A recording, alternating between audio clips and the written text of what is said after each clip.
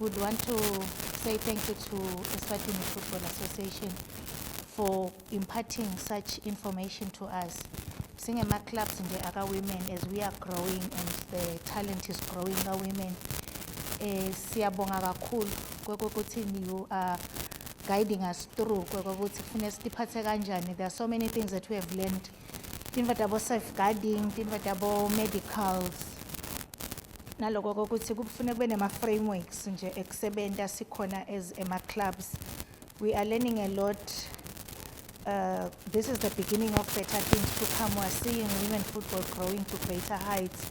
Says village and women, Eswatini Football Association is developing young girls to become ambassadors as women football. Sisafunza nje nathi sidayi impatha le knowledge lesinayo into various clubs and teams lesinawo on the ground so that sikhule. Women football amaketheke naye akhule as a sport ungabukekeki njengazuthi ka women football kude lesifendayo. Siyabonga kakhulu.